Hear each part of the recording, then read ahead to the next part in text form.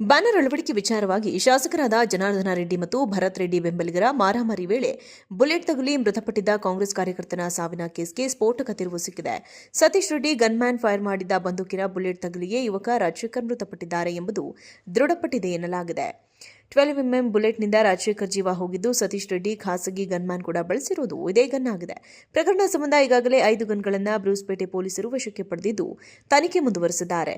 ಓರ್ವ ಗನ್ಮ್ಯಾನ್ ಅನ್ನು ವಶಕ್ಕೆ ಪಡೆಯಲಾಗಿದ್ದು, ಉಳಿದ 4 ಎಸ್ಕೇಪ್ ಆಗಿದ್ದಾರೆ. ಗಲಾಟೆ ಪ್ರಕರಣ ಸಂಬಂಧ 2 ಗುಂಪುಗಳ ಮೇಲೂ ಪೊಲೀಸರು ಎಫ್ಐಆರ್ ದಾಖಲಿಸಿಕೊಂಡಿದ್ದು 50ಕ್ಕೂ ಹೆಚ್ಚು ಮಂದಿಯ ವಿಚಾರಣೆ ನಡೆಸಿದ್ದಾರೆ. ಇಂದು ಮಧ್ಯಾಹ್ನದ ಒಳಗೆ ಪ್ರಮುಖ ಆರೋಪಿಗಳು ಸೇರಿ ಹಲವರ ಬಂಧನ ಸಾಧ್ಯತೆ ಇದೆ. ಗಲಾಟೆ ಸಂದರ್ಭ ಸ್ಥಳದಲ್ಲಿದ್ದ ಶಾಸಕ ಭರತ್ ರೆಡ್ಡಿ ಆಪ್ತ ಸತೀಶ್ ರೆಡ್ಡಿಯು ಅರೆಸ್ಟ್ ಆಗಬಹುದು ಎನ್ನಲಾಗಿದೆ. ಸತೀಶ್ ರೆಡ್ಡಿ ಸ್ಥಳಕ್ಕೆ ಬಂದ ನಂತರವೇ ಗಲಾಟೆ ವಿಕೋಪಕ್ಕೆ ತಿರುಗಿದ್ದು, ಸತೀಶ್ ರೆಡ್ಡಿ ಮೇಲೆ ಹಲ್ಲೆಗೆ ಜನಾರ್ದನ್ ರೆಡ್ಡಿ ಕಡೆಯವರು ಮುಂದಾಗಿದ್ದರು. ಈ ವೇಳೆ ಸತೀಶ್ ರೆಡ್ಡಿ ಖಾಸಗಿ ಗನ್ಮ್ಯಾನ್ಗಳು ಫೈರಿಂಗ್ ಮಾಡಿದ್ದರು. ಇನ್ನು ಪ್ರಕರಣ ಸಂಬಂಧ ಭರತ್ ರೆಡ್ಡಿ ಹಾಗೂ ಜನಾರ್ದನ ರೆಡ್ಡಿಗೂ ಸಂಕಷ್ಟ ಎದುರಾಗುವ ಸಾಧ್ಯತೆ ಇದೆ. ಗಲಾಟೆಗೆ ಸಂಬಂಧಿಸಿದಂತೆ ಒಟ್ಟಾರೆ 6 ಪ್ರಕರಣಗಳು ಈವರೆಗೆ ದಾಖಲಾಗಿವೆ.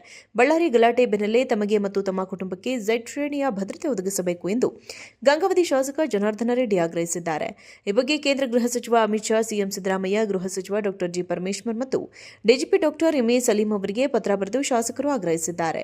ಶಾಸಕ ನಾರಾ ಭರತ್ ರೆಡ್ಡಿ ಮತ್ತು ಸತೀಶ್ ರೆಡ್ಡಿಯನ್ನ ಬಂಧಿಸಬೇಕು. ಘಟನೆಯನ್ನ ನಿಭಾಯಿಸದ ಪೊಲೀಸ್ ಅಧಿಕಾರಿಗಳ ವಿರುದ್ಧ ಕ್ರಮ ವಹಿಸಬೇಕು. ಭದ್ರತೆ ನೀಡದೇ ಇದ್ದರೆ ಮುಂದೆ ನನ್ನ ಮತ್ತು ಕುಟುಂಬದ ಮೇಲೆ ದಾಳಿ ನಡೆದರೆ ರಾಜ್ಯ ಸರ್ಕಾರವೇ ಹೊಣೆ ಎಂದು ಜನಾರ್ದನ ರೆಡ್ಡಿ ಪತ್ರದಲ್ಲಿ ಉಲ್ಲೇಖಿಸಿದ್ದಾರೆ. ಬ್ಯಾನರ್ ಅಳವಡಿಕೆ ವಿಚಾರವಾಗಿ ಶಾಸಕರಾದ ಜನಾರ್ದನ ರೆಡ್ಡಿ ಮತ್ತು ಭರತ್ ರೆಡ್ಡಿ ಬೆಂಬಲಿಗರ ಮಾರಾಮಾರಿ ವೇಳೆ ಬುಲೆಟ್ ತಗುಲಿ ಮೃತಪಟ್ಟಿದ್ದ ಕಾಂಗ್ರೆಸ್ ಕಾರ್ಯಕರ್ತನ ಸಾವಿನ ಕೇಸ್ಗೆ ಸ್ಫೋಟಕ ತಿರುವು ಸಿಕ್ಕಿದೆ. ಸತೀಶ್ ರೆಡ್ಡಿ ಗನ್ಮ್ಯಾನ್ ಫೈರ್ ಮಾಡಿದ್ದ ಬಂದೂಕಿನ ಬುಲೆಟ್ ತಗುಲಿಯೇ ಯುವಕ ರಾಜಶೇಖರ್ ಮೃತಪಟ್ಟಿದ್ದಾರೆ ಎಂಬುದು ದೃಢಪಟ್ಟಿದೆ ಎನ್ನಲಾಗಿದೆ. 12mm ಬುಲೆಟ್ನಿಂದ ರಾಜಶೇಖರ್ ಜೀವ ಹೋಗಿದ್ದು, ಸತೀಶ್ ರೆಡ್ಡಿ ಖಾಸಗಿ ಗನ್ಮ್ಯಾನ್ ಕೂಡ ಬಳಸಿರುವುದು ಇದೇ ಗನ್ ಆಗಿದೆ. ಪ್ರಕರಣ ಸಂಬಂಧ ಈಗಾಗಲೇ 5 ಗನ್ಗಳನ್ನು ಬ್ರೂಸ್ಪೇಟೆ ಪೊಲೀಸರು ವಶಕ್ಕೆ ಪಡೆದಿದ್ದು ತನಿಖೆ ಮುಂದುವರೆಸಿದ್ದಾರೆ. ಓರ್ವ ಗನ್ಮ್ಯಾನ್ ಅನ್ನು ವಶಕ್ಕೆ ಪಡೆಯಲಾಗಿದ್ದು, ಉಳಿದ 4 ಎಸ್ಕೇಪ್ ಆಗಿದ್ದಾರೆ. ಗಲಾಟೆ ಪ್ರಕರಣ ಸಂಬಂಧ 2 ಗುಂಪುಗಳ ಮೇಲೂ ಪೊಲೀಸರು ಎಫ್ಐಆರ್ ದಾಖಲಿಸಿಕೊಂಡಿದ್ದು 50ಕ್ಕೂ ಹೆಚ್ಚು ಮಂದಿಯ ವಿಚಾರಣೆ ನಡೆಸಿದ್ದಾರೆ. ಇಂದು ಮಧ್ಯಾಹ್ನದ ಒಳಗೆ ಪ್ರಮುಖ ಆರೋಪಿಗಳು ಸೇರಿ ಹಲವರ ಬಂಧನ ಸಾಧ್ಯತೆ ಇದೆ. ಗಲಾಟೆ ಸಂದರ್ಭ ಸ್ಥಳದಲ್ಲಿದ್ದ ಶಾಸಕ ಭರತ್ ರೆಡ್ಡಿ ಆಪ್ತ ಸತೀಶ್ ರೆಡ್ಡಿಯು ಅರೆಸ್ಟ್ ಆಗಬಹುದು ಎನ್ನಲಾಗಿದೆ. ಸತೀಶ್ ರೆಡ್ಡಿ ಸ್ಥಳಕ್ಕೆ ಬಂದ ನಂತರವೇ ಗಲಾಟೆ ವಿಕೋಪಕ್ಕೆ ತಿರುಗಿದ್ದು, ಸತೀಶ್ ರೆಡ್ಡಿ ಮೇಲೆ ಹಲ್ಲೆಗೆ ಜನಾರ್ದನ್ ರೆಡ್ಡಿ ಕಡೆಯವರು ಮುಂದಾಗಿದ್ದರು. ಈ ವೇಳೆ ಸತೀಶ್ ರೆಡ್ಡಿ ಖಾಸಗಿ ಗನ್ಮ್ಯಾನ್ಗಳು ಫೈರಿಂಗ್ ಮಾಡಿದ್ದರು. ಇನ್ನು ಪ್ರಕರಣ ಸಂಬಂಧ ಭರತ್ ರೆಡ್ಡಿ ಹಾಗೂ ಜನಾರ್ದನ ರೆಡ್ಡಿಗೂ ಸಂಕಷ್ಟ ಎದುರಾಗುವ ಸಾಧ್ಯತೆ ಇದೆ.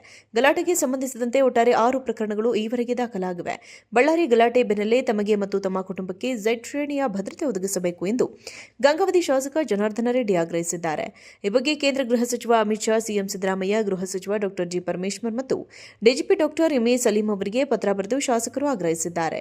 ಶಾಸಕ ನಾರಾ ಭರತ್ ರೆಡ್ಡಿ ಮತ್ತು ಸತೀಶ್ ರೆಡ್ಡಿಯನ್ನ ಬಂಧಿಸಬೇಕು. ಘಟನೆಯನ್ನ ನಿಭಾಯಿಸದ ಪೊಲೀಸ್ ಅಧಿಕಾರಿಗಳ ವಿರುದ್ಧ ಕ್ರಮ ವಹಿಸಬೇಕು. ಭದ್ರತೆ ನೀಡದೇ ಇದ್ದರೆ ಮುಂದೆ ನನ್ನ ಮತ್ತು ಕುಟುಂಬದ ಮೇಲೆ ದಾಳಿ ನಡೆದರೆ ರಾಜ್ಯ ಸರ್ಕಾರವೇ ಹೊಣೆ ಎಂದು ಜನಾರ್ದನ ರೆಡ್ಡಿ ಪತ್ರದಲ್ಲಿ ಉಲ್ಲೇಖಿಸಿದ್ದಾರೆ.